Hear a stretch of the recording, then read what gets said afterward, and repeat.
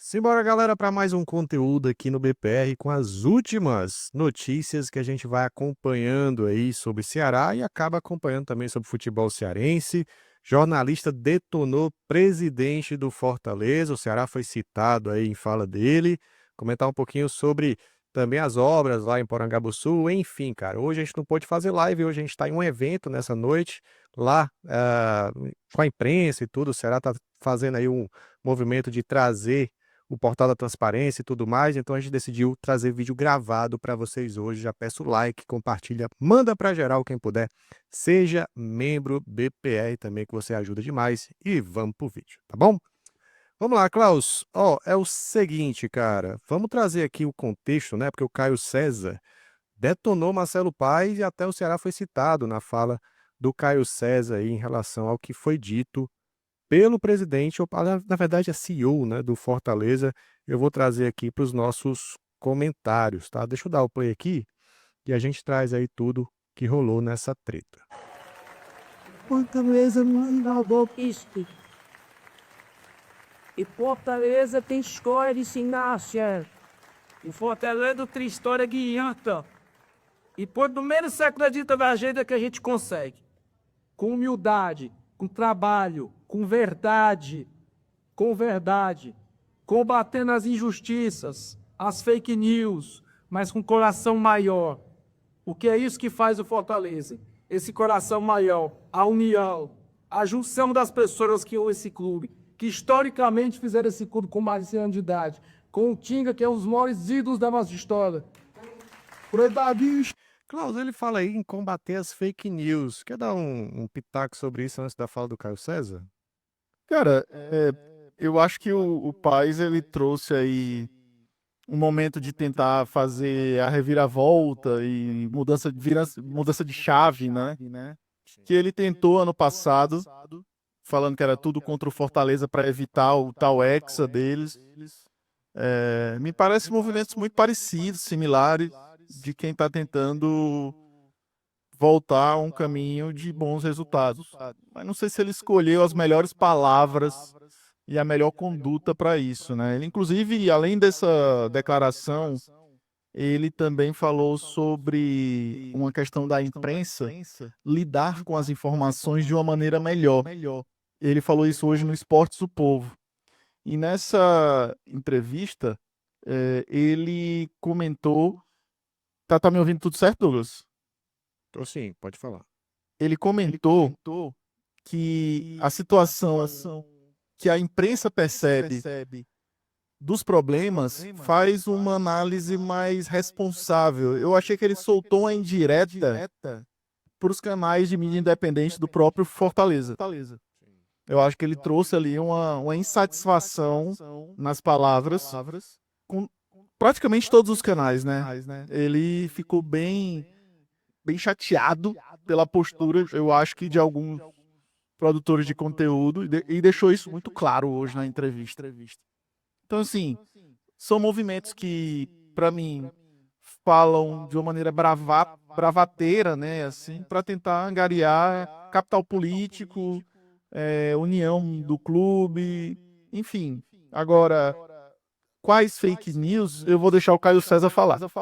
Então vamos lá, vamos de Caio César, rapaz, que inclusive, né, a torcida do Fortaleza tem pegado muito no pé dele, eu acho até de forma meio bizarra também. E ele traz aí a opinião sobre essa situação aí. Lembrando que tem Clássico Rei, tá, galera? Dia 13. Eu acho que esses movimentos não são em vão, não, tá? Clássico Rei é uma partida que é importante para eles, para sair do buraco, e para o Ceará também se manter bem aí na tabela. Então, não são movimentos por acaso. Daqui a pouco a gente comenta mais sobre isso. O Caio César trouxe uma fala lá no Instagram. Eu não tenho nenhum prazer em criticar o Marcelo Paes, até porque eu conheço pessoalmente, sei que é uma pessoa muito decente, mas a crítica aqui vai ao dirigente Marcelo Paes, ao CEO do Fortaleza, Marcelo Paes. Porque não dá para deixar passar em branco esse discurso que ele fez ontem no Jantar do Bem, da Associação Bem Tricolor. Ele é muito bem no discurso, né, falando sobre unir forças, dar a volta por cima, citando a história de superação do Fortaleza. De fato, o Fortaleza tem uma linda história de superação, valorizando seus ídolos, Tinga, que estava ali presente, citando também Juan Pablo Vojvoda, convocando a torcida, um discurso que caminhava assim de forma perfeita, porque é isso que o Fortaleza tem que fazer e também reconhecer erros, né? Assim como quando as coisas acontecem de maneira satisfatória, tem aquela frase de que a bola não entra por acaso, né? E o próprio Marcelo Paes sempre fala isso com razão para valorizar também o trabalho da diretoria. Quando também não dá certo, é reconhecer erros e dar a volta por cima e vai com muita humildade e tal, aquele discurso. Agora, quando ele fala de vamos dar a volta por cima combatendo as injustiças e as fake news, aí ele ressalta, vamos com a verdade. Aí sugere, claro, que o Fortaleza tem passado, tem enfrentado grandes injustiças, fake news também. Eu fico me perguntando qual a grande injustiça que o Fortaleza passou nesse ano e nas últimas temporadas. Qual a grande fake news que o Fortaleza enfrentou? O que está acontecendo? Eu não consigo lembrar. Se alguém lembra, me diga aí nos comentários, por favor. Quando a gente fala de fake news nesse ano 2025, as únicas que eu consigo lembrar são: o Ceará comprou o mando do Maracanã. Lembra? Outra fake news. O Fortaleza foi absolvido no caso Juan Martín Lucero. Outra. Davi Luiz, a maior contratação da história do futebol cearense. Não consigo lembrar mais nada. Eu não tenho. Eu acho a provocação muito válida aí do Caio César em relação a isso. Até traz, né, Cláudio, essa questão aí que o Ceará teria comprado o mando de campo lá do Maracanã. Tô lembrando daquela coletiva do Vojvoda, que ele estava completamente coringado, né, completamente, assim, fora de si. Ele fez um monte de acusações ali, como se eles fossem perseguidos, o Ceará fosse favorecido, um campeonato cearense e tal, e tal, e tal. Narrativas, né? Não à toa, tá vindo aí um clássico rei e a gente vê mais narrativas chegando por aí. Exato. Eu acho que é uma soma de narrativas para tentar mudar o panorama das coisas através de palavras, né? Eu acho que é um comportamento que não é comum do Marcelo Paes, não é uma maneira que o Marcelo Paes dos últimos anos tem se portado, mas é um Marcelo Paes que apareceu mais nessa versão aí é, de falar mais, né, nesse último ano, e ao mesmo tempo se perdendo em alguns momentos nas palavras, nas colocações. Eu acho que quando ele fala de fake news, Douglas, eu acho que ele não está querendo comentar sobre notícias, né? O Caio traçou esse paralelo porque ele é jornalista e ele tá certo. Pô, eu sou jornalista.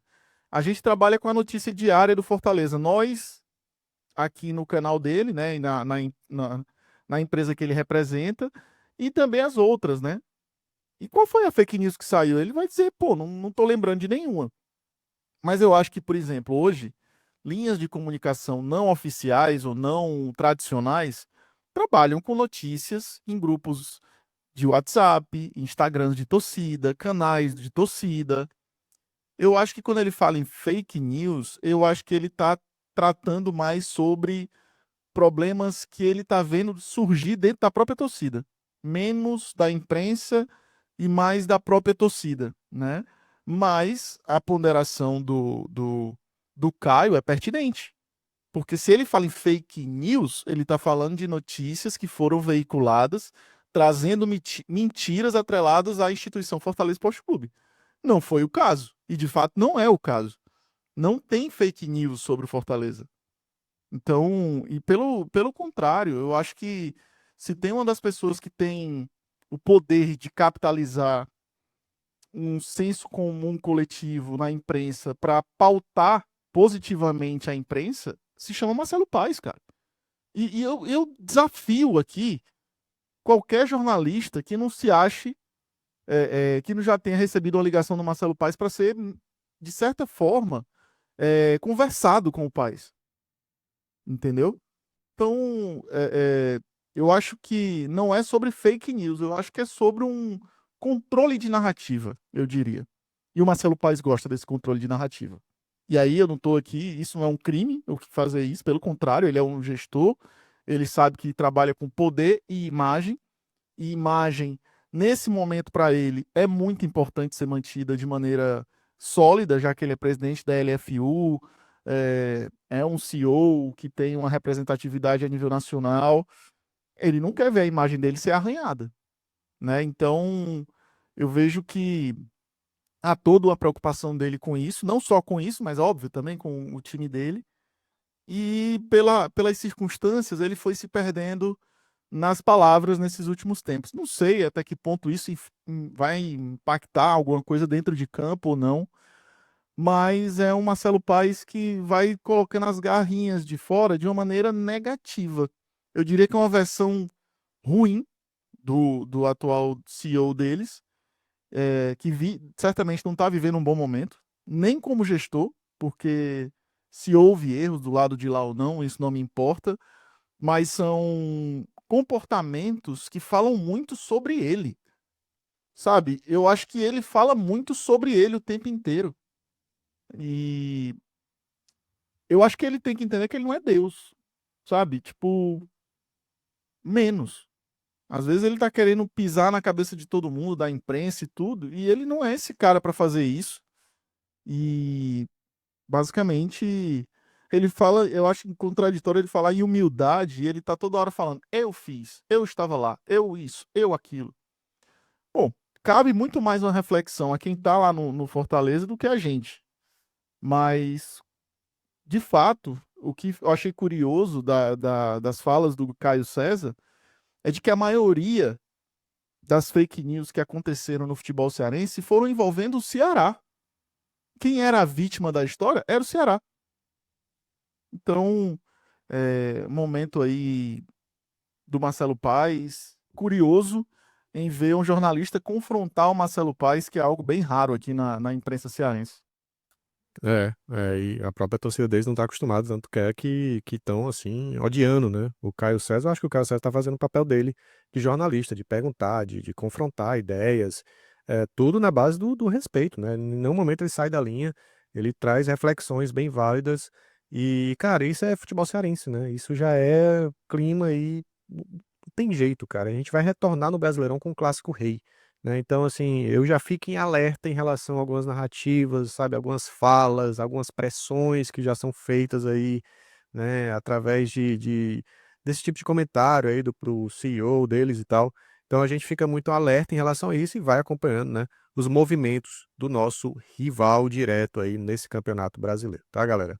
Deixa eu trazer um outro assunto, Klaus, também, né, já que a gente não pôde fazer live hoje, mas em relação a novidades das obras lá em Cap, e o Ceará trouxe aqui, né, lá no site oficial, a notícia, né, que o Ceará entrou no último estágio de obras do campo de Cap e inicia o plantio de grama do espaço anexo. A tendência é de que intervenções sejam finalizadas nos próximos dias e o novo campo esteja à disposição da comissão técnica aí de Léo Condé. Aqui são imagens, né, inéditas, inclusive. Esse muro aqui é novo, né? Esse muro aqui Novo. foi reconstruído, aqui é uma parte lá de trás, né? Aqui antigamente tinha umas plantas, né? Umas árvores assim. Tinha. Na verdade, aí nesse espaço, ele tinha uma grama, meio que capim, né? Assim, né? Não era utilizado. Sim. Mas aí, esse muro, eu até expliquei algumas vezes. O muro anterior, ele era conectado às casas. Ou seja, tinham quartos, enfim, muitos moradores da comunidade do canal colaram construções ao muro. Sim, E então, o Ceará teve que fazer outro muro para não atrapalhar os moradores. perfeito. E foi isso que o Ceará fez. Perfeito. Então tá aí, né, o Ceará avançando nessas obras e até para complementar a informação aí que o cronograma foi iniciado aí no fim de 2024, né, teve toda uma retirada do muro de separação entre os campos, desculpa, e o espaço passou por retirada de objetos, né, nivelamento do solo com o campo atual, adição de minerais, equipamentos com estrutura de drenagem e agora na última etapa para finalização das obras. O processo de plantio deve demorar algo em torno de uma semana e após a finalização as obras focarão na união dos tapetes e posteriormente um trabalho de top dressing para acessar qualquer imperfeições, tá bom? As intervenções são assinadas pela Diretoria de Patrimônio do Ceará e Léo Condé, né, vai ter esse campo à disposição nos próximos dias. Então, Próximas semanas, né? ficou pronto, tá aqui na tela para a galera de bonitinho. Então tá aí, vão lá, acessem o site, né, do Ceará, dá uma olhada, né, nessa foto, dá uma olhada nessa matéria aí com mais calma, Mas acho legal a gente trazer isso aí, Klaus, porque é um processo, né, que o Ceará vai agora depois modernizar lá em Taitinga. Os treinamentos vão ser realizados lá para que o Ceará consiga também depois fazer a reforma em CAP, né? Então é importante aí o passo a passo aí do Ceará, tanto a modernização em CAP como depois em Taitinga e depois em CAP também. Tudo isso faz parte de um projeto aí do Ceará de trazer uma estrutura melhor, né? E Com o torcedor certeza. vai ter que abraçar isso, né? Esse projeto aí, entendendo que faz parte. Isso aqui não impede contratações, tá, galera? Sendo bem claro, assim, contratação. Extremamente necessários. Tipo, tá fazendo obra, cadê as contratações? Não, contratações tem que acontecer junto com as obras. Isso aí eu acho que é algo que a gente precisa também absorver, né? As estruturas elas precisam evoluir o mais rápido possível. Se a gente quer olhar se a gente olha para o futuro, a nossa infraestrutura ela está defasada. Em linhas gerais, em tudo. Então, assim, a gente precisa evoluir o mais rápido possível para ser um clube atrativo. Justamente para o quê? Para a gente contratar. Para a gente ser atraente a novos jogadores, a níveis de prateleiras que a gente não acessa. A gente precisa ter uma estrutura moderna, sabe? Que tenha um toque de ousadia, de personalidade, de quem está pensando no futuro de uma maneira que olhe para o Ceará sendo o grande clube que ele tem que ser. A visão do torcedor de que é melhor contratar do que investir em estrutura, isso aí para ganhar campeonato cearense funciona. Mas eu sei que muita gente quer que a gente conquiste coisas mais, né? Então a estrutura tem que evoluir o mais rápido possível.